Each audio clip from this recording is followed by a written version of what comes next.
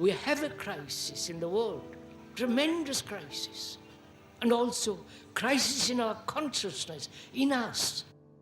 I see the urgency of change, radical revolution, mutation in the mind. I see it. It is necessary.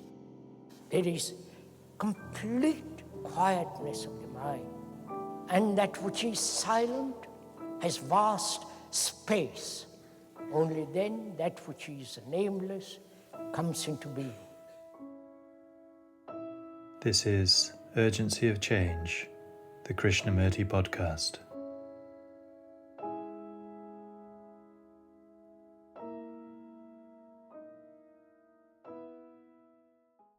We are going to lose ourselves in organised religion, or in entertainment of every kind. As a result, humanity will become more and more superficial. Hello and welcome to episode 148 of Urgency of Change. Season 3 of the Krishnamurti podcast continues with the format of carefully chosen extracts from the philosopher's talks.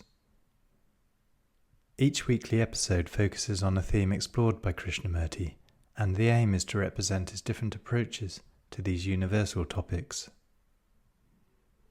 This week's theme is entertainment. Upcoming themes are hope, systems and methods, and Krishnamurti schools. This is a podcast from Krishnamurti Foundation Trust, based at Brockwood Park in the UK, which is also home to the Krishnamurti Retreat Centre.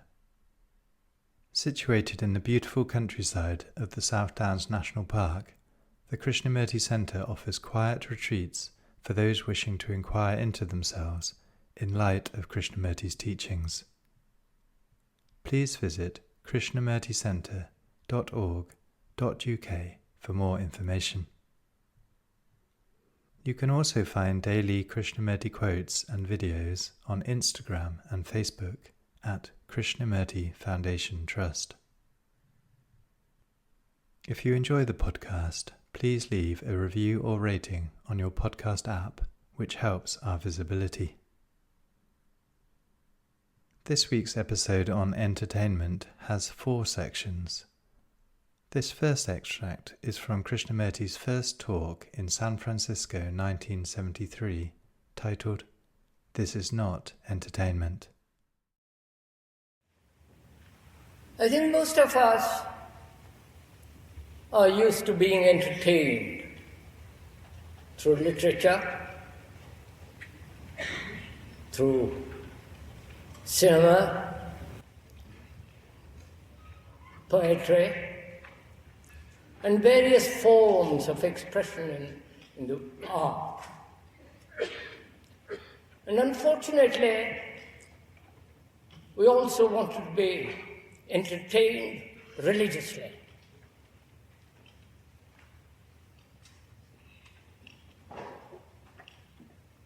We look to somebody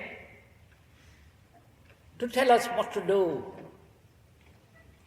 to give us greater experiences, to help us to touch something that's beyond time. All these forms of entertainment are mere stimulation, leading nowhere. And if we may point out, this is not a gathering, either intellectual or sentimental, but rather a gathering where we are going to work together, share together, think together, and find out for ourselves what is true and what is false, and see the truth in the false and remain, if we can, with that which is. So, this is not in any form of entertainment whatsoever. We are serious. And together, we are going to investigate. And I mean together. And therefore, it's very important to find out for ourselves not only why we are here, but also what is it that we are seeking.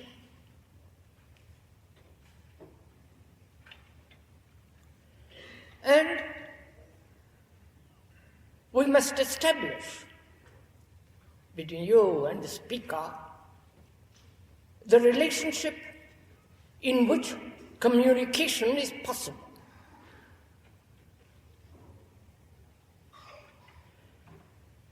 I mean by that word communication, not only verbal explanation, verbal communication, but also non-verbal, perhaps which is much more important than the verbal understanding of words. So communication means sharing together, thinking together, and perhaps transforming ourselves as we are now into something totally psychologically different. And that is the intention, serious intention of the speaker. That together we're going to understand this mad, idiotic world,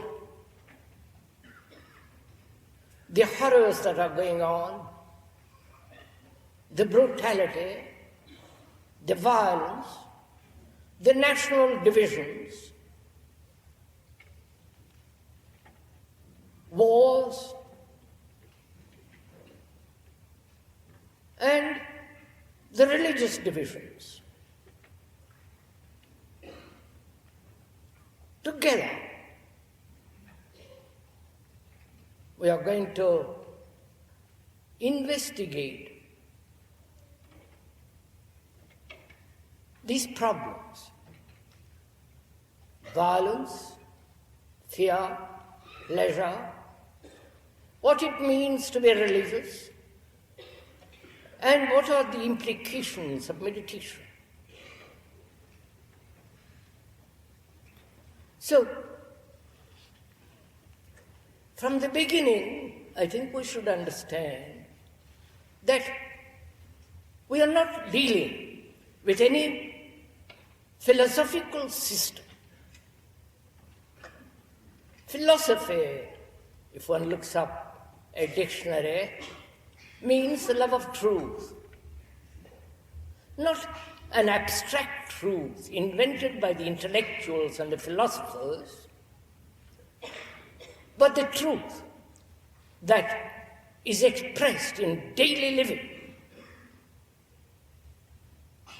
So we are concerned not with exotic or oriental mysticism, religion, but rather be totally committed to find a different way of living, a way that is true, that is harmonious, that has in it the quality of a mind that is truly religious. So all this implies, doesn't it, that one must be astonishingly serious.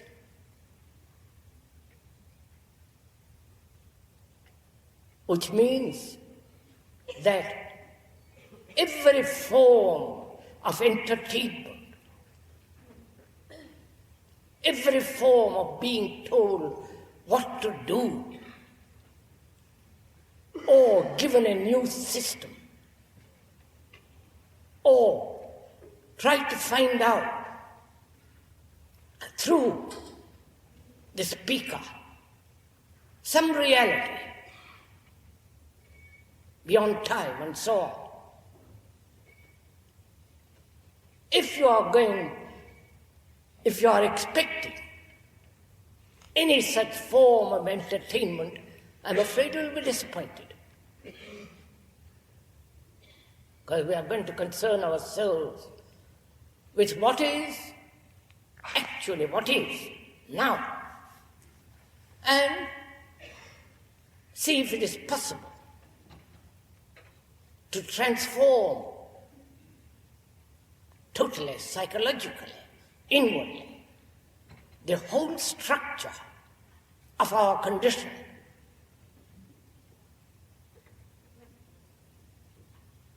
If that is clear, I think every serious person is concerned with this problem. How to bring about a psychological revolution in the very structure of the psyche, in the very structure of our thinking, in the whole process of our acquiring knowledge, and whether the human mind, that is your mind, the human, the everyday mind, not a mind that is super-conscious and all the rest of that business, but the mind that is working, struggling, is in battle inwardly, in sorrow, in pain, in fear, in great sense of insecurity and anxiety. Whether that mind can be transformed not through time, not through a period, but transformed without the process of time altogether. I hope all this is not too serious, and if it is, I'm sorry.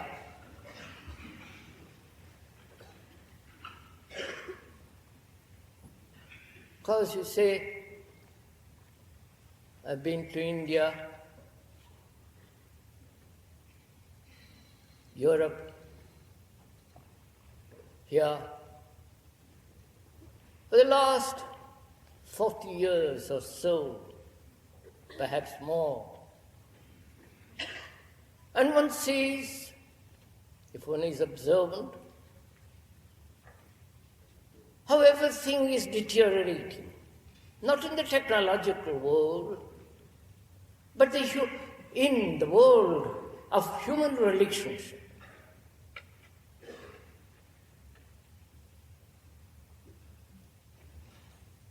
One sees overpopulation, starvation, war, the appalling destructiveness of politicians, the economic inequality, and so on, and the spreading of violence right through the world. There are many explanations. Every philosopher, every intellectual person is trying to find out why this exists.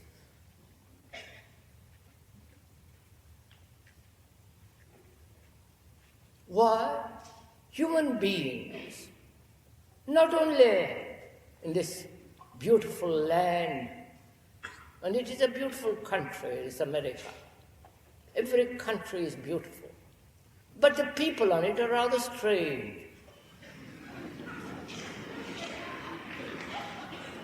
People on it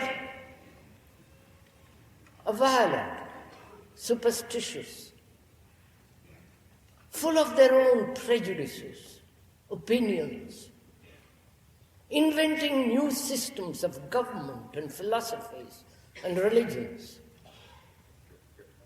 battling each other competitively, ambitiously, destructively. Wherever one goes, this is a fact of daily conflict inwardly and outwardly, daily suffering, pain, anxiety, insecurity, and from this insecurity, violence, and so on. And observing all this, how education only conditions human mind to conform to the pattern that already exists, to the structure which the past has established. And religions throughout the world have lost their meaning totally. And trying to escape from all this, there are the innumerable gurus from India with their fanciful dictatorial regimes.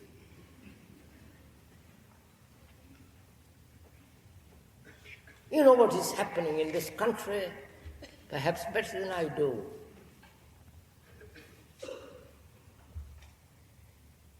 Now these are facts.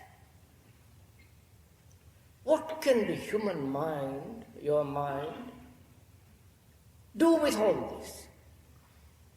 The confusion, the misery, the appalling selfishness of people, the narrowness, pettiness of a mind that is full of knowledge, that has been educated technologically to function in a pattern, in a structure of the present society. How can that mind transform itself so that a different kind of culture is born? Because we are not cultured people at all. You may know many languages. You may have read a great deal. You may be a great scientist or trying to become a great scientist. You may be religiously, for the weekend, go to the church. But in daily life, in the life of every day, we are totally uncultured.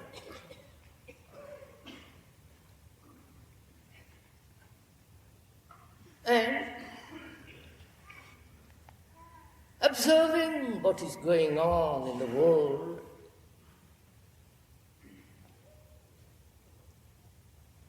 a new culture must come into being. Not European or American or the Asiatic culture, but a world, global culture. And that culture can only come into being when there is totally different kind of religion, Without religion, there is no culture. For religion is the unified factor, not belief, not a personal worship, but a religion that is based on behavior, relationship, a mind that is totally free of fear and not incessantly pursuing pleasure, a mind that is capable of perceiving, living,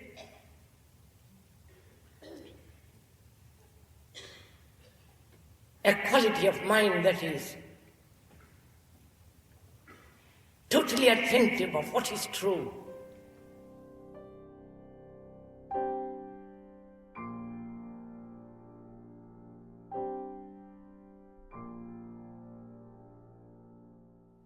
The second extract is from the seventh talk in Saanen, 1964, titled, Are We Being Consumed by Entertainment?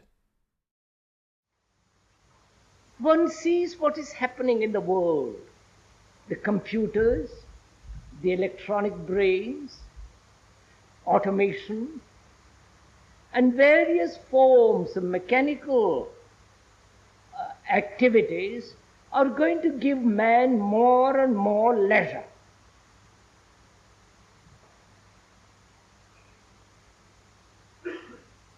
Whether that leisure is in the east or in the west, it is still leisure. And that leisure is going to be monopolized by religions, organized religions, and by organized entertainment. I do not know if there is much difference between organized religion and organized entertainment, but for the moment we'll keep them separate.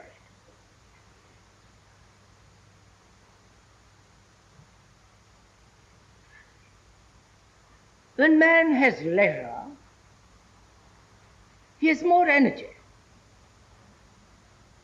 And society demands that he utilize that energy rightly, not antisocially. And the antisocial feeling is controlled, shaped by circumstances, religious or the desire to be entertained.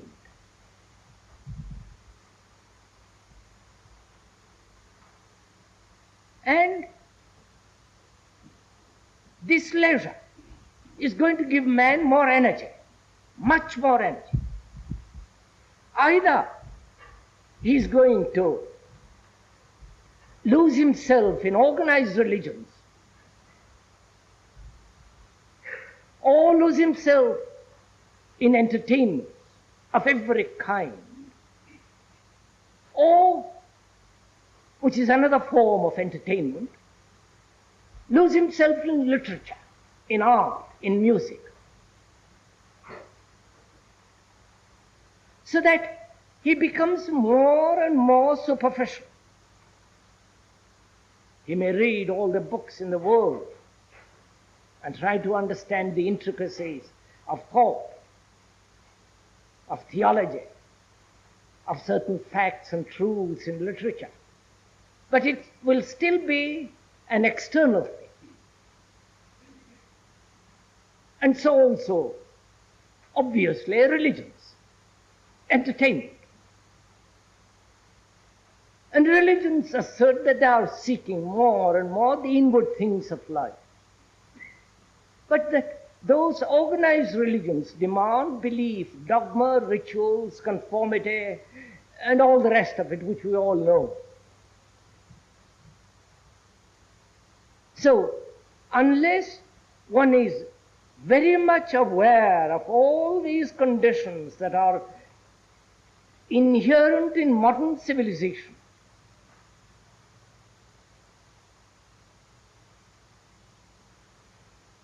all our energies will be taken up by them.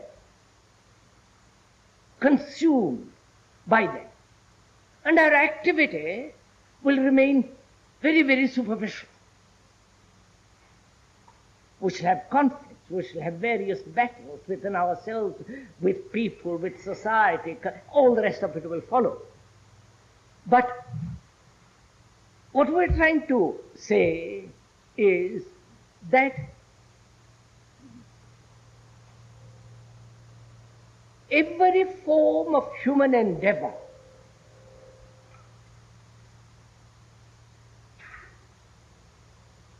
artistic, scientific, mathematical, or going to the office, or relationship with one's wife and children, husband, all the rest of it, in that relationship there is conflict, there is the waste of energy.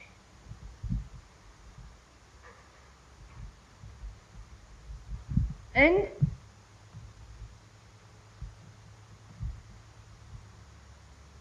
unless one finds out the conservation of energy and what action is, our life will become more and more outward and more inwardly empty. Again, this is not a point to be discussed or doubted, or it's not my particular opinion against your opinion, but these are actual facts. So first, what is action? As it is, as we know, what is action?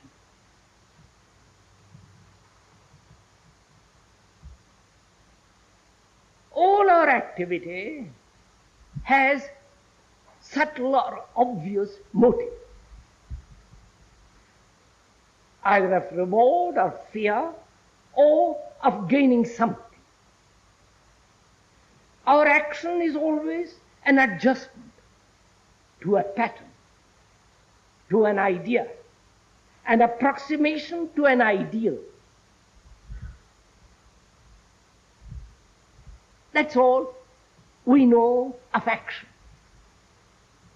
Conformity, adjustment, approximation, or resistance, or denial. All that implies a series of conflicts.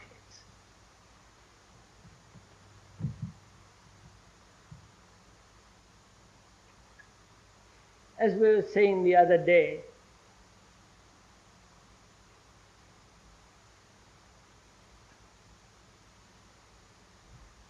to commune about something of which one is not deeply related to it, is always rather difficult. We want to commune with you about something, about a state of mind which is a complete antithesis of this conflict in action. We want to communicate with you about something that is totally in action, which is complete action. I want to communicate. I want to tell you something about it. Not for you to accept it. Not for you to deny or accept or be hypnotized by it. You know, one of the greatest difficulties in sitting on a platform or talking and you listening, if you do listen at all, is to establish the right relationship between the speaker and yourself. That's one of the most difficult things. Because here, we do not want to mesmerize you, hypnotize you with a lot of words. or to influence you in any way whatsoever, or do any propaganda for an idea, or instruct you. As I pointed out, there is no teacher undertaught. There is only a state of learning. And you and I cannot possibly learn if you are waiting to be instructed, to be told what to do, or be influenced.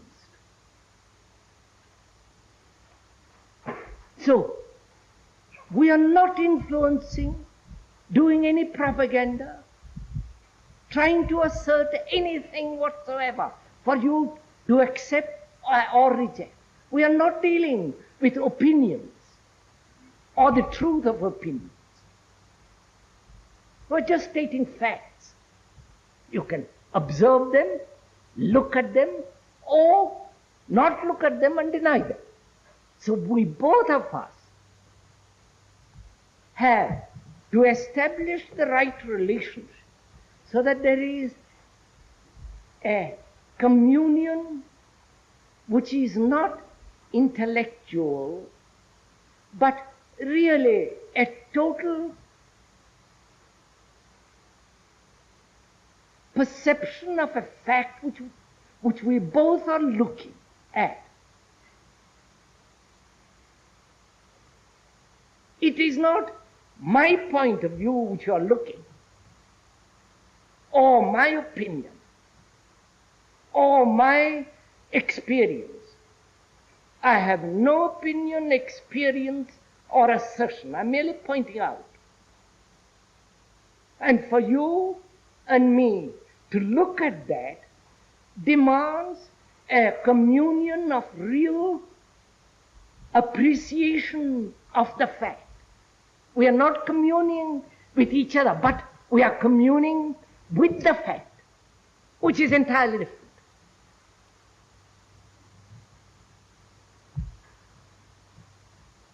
And therefore, the fact becomes much more important than you and me. And thereby, the fact alone can create the right kind of ambiance, as atmosphere, or whatever you like to call it, which will affect us profoundly.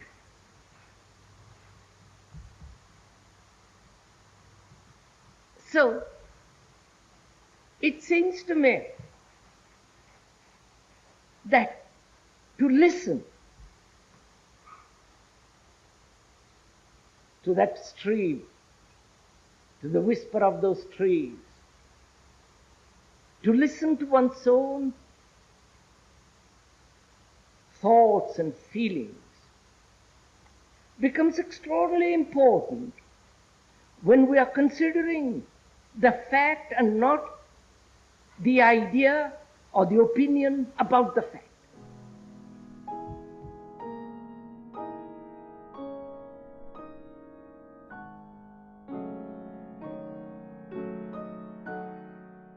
The third extract is from Krishnamurti's fifth talk in Saanen, 1981, titled "The World of Entertainment is Taking Over." First, we have to consider together whether the brain, which is now only operating partially, whether that brain has the capacity to function wholly, completely. I do not know if you've gone into that question at all. Because we are only using now a part of it. One can observe this for oneself without going to any specialist. One can see that any specialization which may be necessary, whether that specialization does not bring about the functioning of only a part of the brain. If one is a scientist, specialized in that subject, naturally, only one part of his functioning. Or if one is a mathematician and so on. And we are asking whether, together we are asking you, I'm not imposing the question on you. We must ask this question, whether the brain, though in the modern world one has to specialize, whether it is possible to allow the brain to operate wholly, completely. That's one of the problems. We're going to discuss this morning. And the other problem is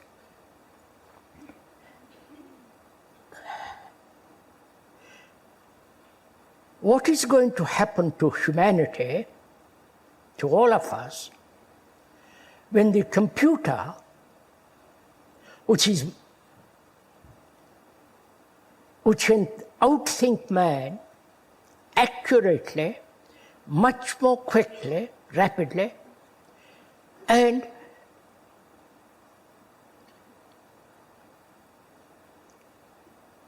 if that can do, as the computer experts are saying it can, with the help of the robot, man will then only have a couple of hours of work a day. This is going to happen within the next 5, 10, 20 years. Then, what will man do? Either he is going to follow the entertainment field, which is already taking place. Sports are becoming more and more and more important if you watch the television.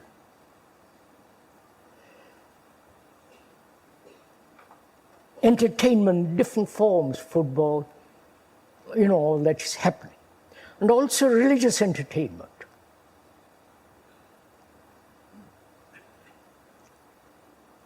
Either humanity is going to follow the whole movement of entertainment, or is going to turn inwardly, which is not an entertainment, which demands much greater capacity of observation, examination, non-personal perception, and so on, inwardly. These are the two possibilities. And this is happening already. The entertainment world is going to take over. The cinemas, all the rest of it. Or the computer can formulate a new religion, putting all the religions together, synthesize, bring out something totally new. And humanity, which is another form of entertainment, will follow that, or enter into something totally different. That's one problem. And the other is the whole content of our consciousness is basically fear, pleasure, the pursuit of pleasure, and the avoidance of fear, and the suffering of mankind. That's the basic content of our human consciousness with its varieties. Right? These are the three problems that man is facing. If humanity is going to follow entertainment, it's very simple.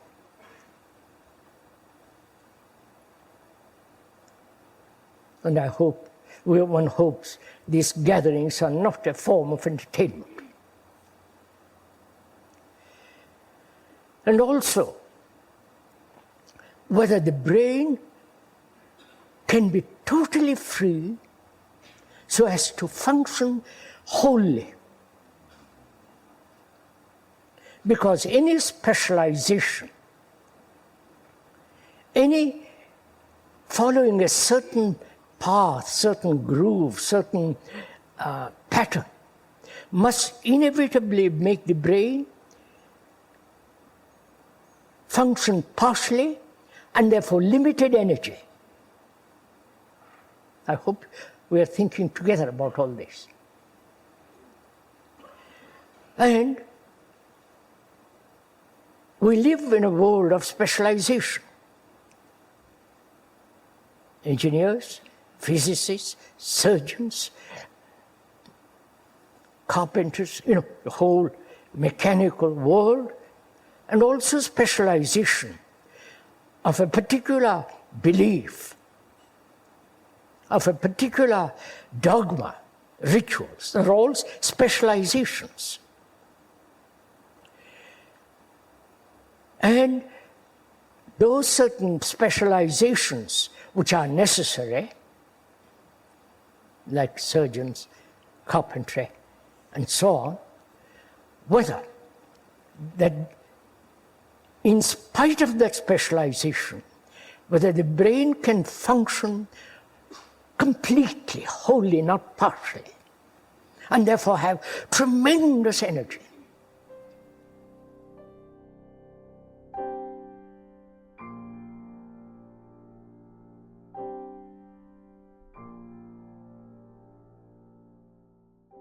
The final extract in this episode is from the fifth talk in Madras, 1981, titled, "We Only Have Two Choices Left."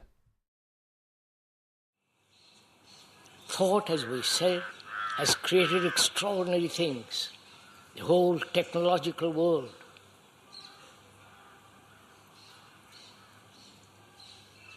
The surgery, medicine, communication,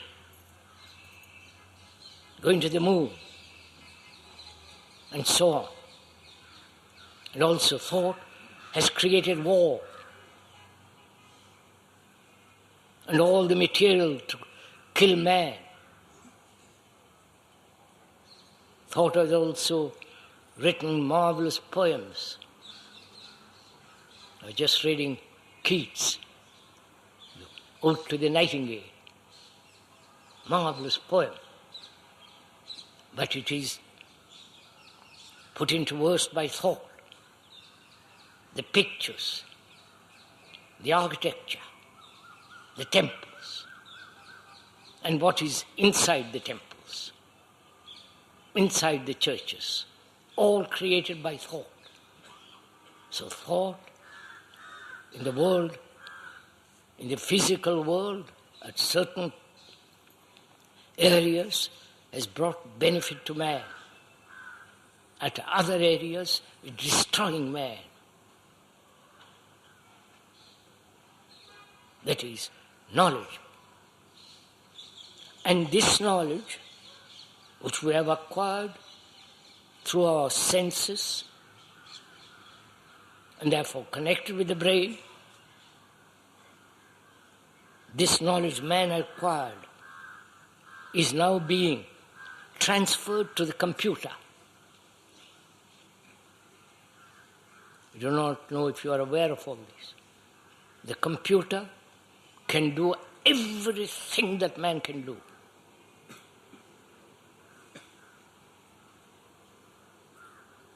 It can learn.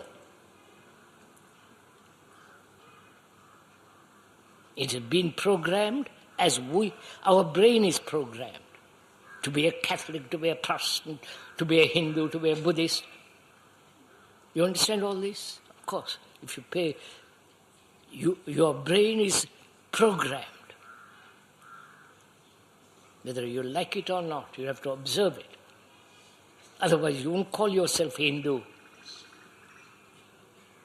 or a communist. Your brain has been cultivated through time, and through that and time, which is the acquisition of experience, knowledge, so on, that brain has been programmed, has been conditioned to respond according to certain reactions. This is inevitable. That brain is now being given over to the computer. Please realize this. The computer is becoming your brain, the human brain.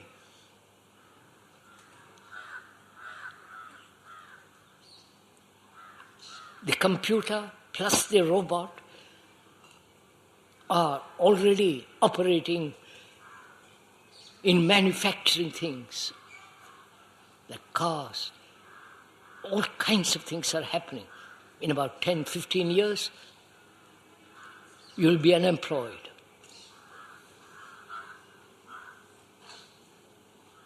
You have to face all this. Society is going to be turned upside down. It's coming. Whether you like it or not, and you're at your door.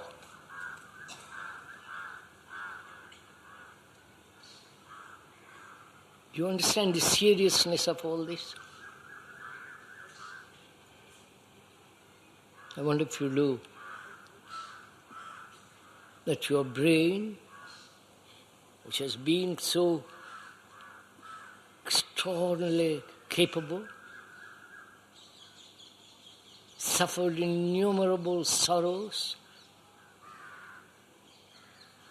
lives in great anxiety,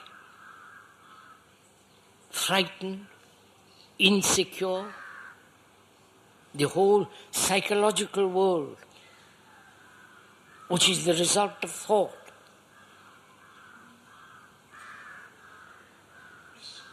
That thought, with all its knowledge, is being transferred to the computer and the robot. So man, then what is he? You understand my question? If the computer can do everything that you can, your brain can, which is it can learn, it can correct itself, it can foresee what's much more than human beings can. Its responses are instantaneous because it's programmed that way. Then, what is man? You understand all this? The computer say, I believe in God. Oh, you people laugh. You don't see this seriousness of all this happening to all of us. The computer can compose a poem.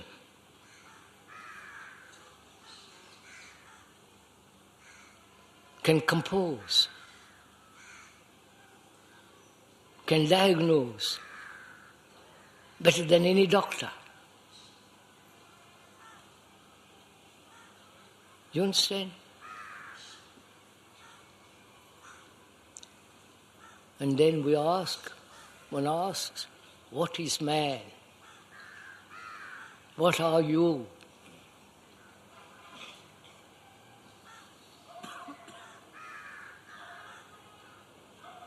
If the machine can do everything even better than you, what are you? Which is, our brains have operated mechanically, right? It believes, it doesn't believe. It creates its own gods, its own philosophies. The computer can create a philosophy better than any philosopher.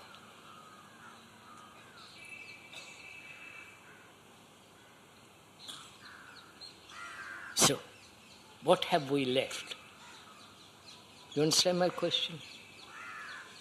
If the machine can take over everything that man can do, and do it still better than us,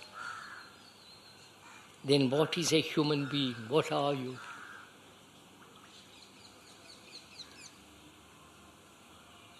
Your belief in God, the machine has a belief in God. It will do rituals better than you can do. It can invent theories better than any philosopher. Do you understand all this?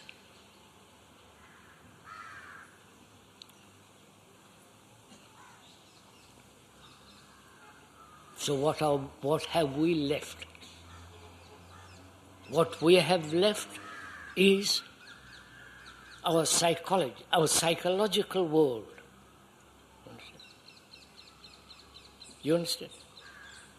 Our sorrow, our fears, our pleasures, our anxieties, our immense loneliness. You understand all this? That's what we are going to be left with. Not with your gods.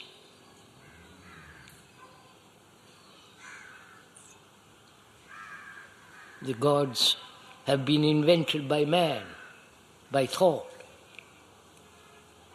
You have shaped gods according to your desires, your fears. So computers can do all that.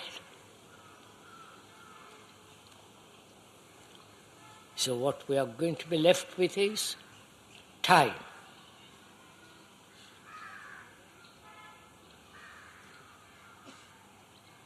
Biological time, psychological time, and time as day and night. That's what we're going to be left with. Time. And biologically, time is necessary. That's part of the genes, where it is. Genes also probably is computerized in time, to have time to grow physically. And you have psychological time. That is hope, the future, the burden of the past, the anxiety, the fear, the immense, everlasting pursuit of pleasure. And not only your own particular sorrow, but the sorrow of mankind, of which you are. This is what we're going to be left with. Right? Please, I hope we both are together observing the same thing. Not the speaker is observing and telling you about it. but we are together observing the facts, what is actually going on, of which most of us are not aware. Technology is advancing so rapidly.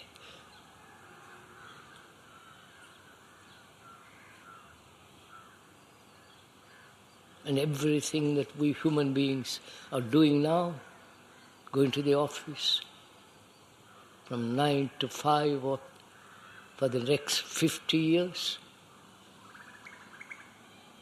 and education that's being given to students, you understand? All that's going to be taken over. For God's sake, realize.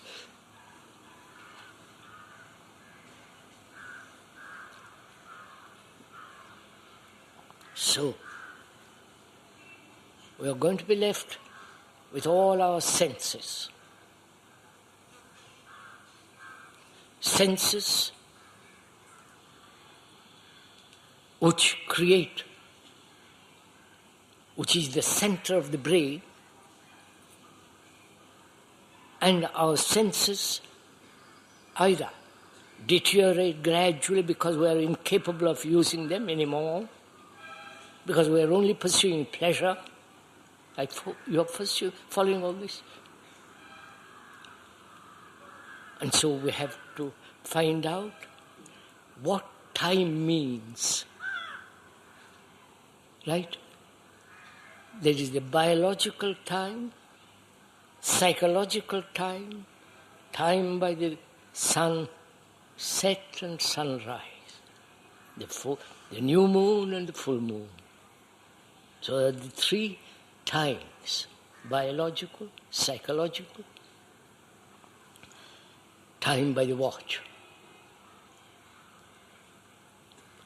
We can perhaps control or change the biological time, which is also, you see what's happening in the world. Little boys and girls are already having babies.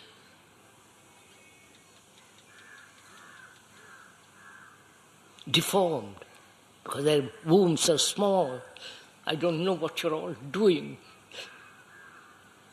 This is happening, sirs.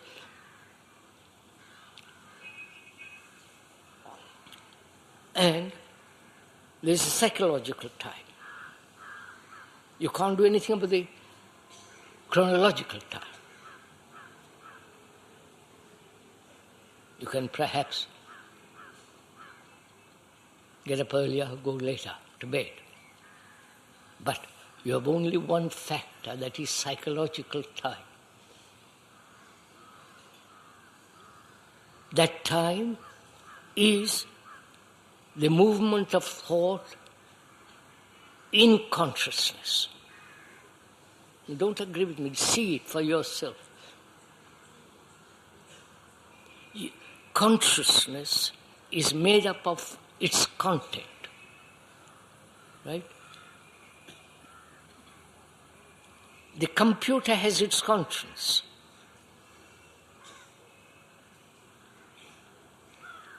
Because it's programmed to think this way, that way, answer rapidly and so on, which is what our consciousness is. I wonder if you see all the implications of it. Our consciousness, which is the accumulated beliefs, the accumulated confusions, the accumulated problems, the beliefs, the superstitions, the fears, the nationalities, the ideals, being left, politically left, center, right, all that is our consciousness, which is the computer is. You realize?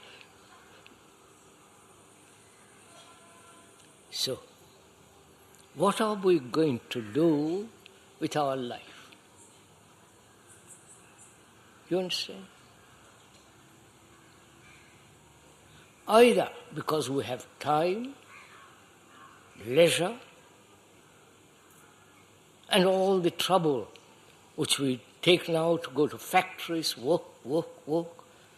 Computer and the robot are going to take over. Then what is man going to do? Either you're going to pursue entertainment, which is pleasure, you understand? The religious pleasures, entertainment, Tirupati, Rome, cathedrals, temples. Either you enter into the whole area of entertainment, and perhaps that's what's going to happen. Because we have lived on entertainment. Entertainment from books. If you are inclined to be a philosophic mind, books, being entertained in philosophy. If you are entertained by Gita, Upanishads, Bible, you go in for that entertainment. Or you're being entertained by rituals,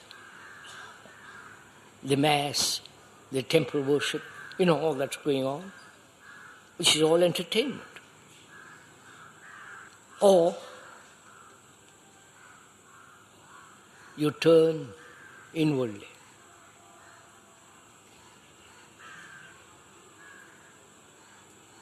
You understand? That's the only things we have left. Entertainment or deep inquiry into oneself. Inquiry into the psychological world, the senses, the fears, the pleasures, whether there is ever an ending to sorrow.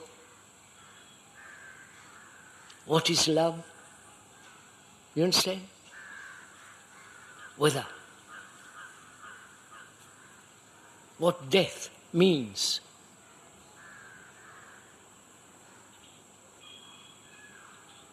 Because a computer will say, I believe in hereafter.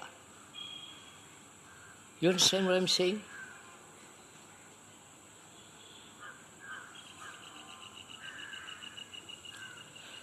So together, let's go inward. You understand what I'm saying? Let us together examine whether there is an ending to fear, whether there is an ending to insecurity. Not physical insecurity, because the computer may change the whole structure of society, as it's happening already.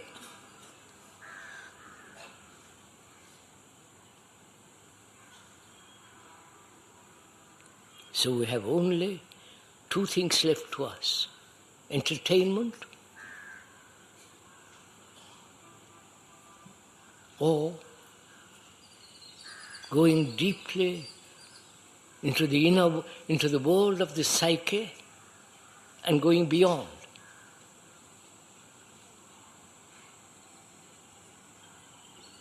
The scientists are also becoming entertainers.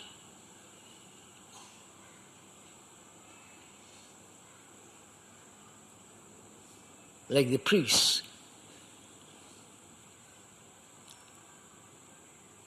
So you cannot possibly depend on scientists to salvage our inward state, nor the psychologist, nor the priest. There is nobody that can help us except our own observation. Which doesn't mean that we become more and more selfish.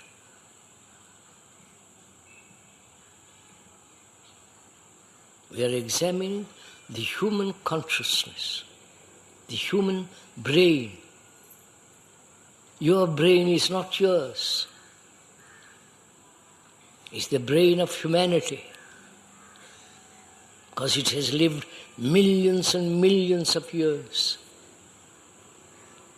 So in examining, investigating through skeptical exploration, we are examining not to become more mischievous, more ugly, more inwardly despicable and crooked, corrupt.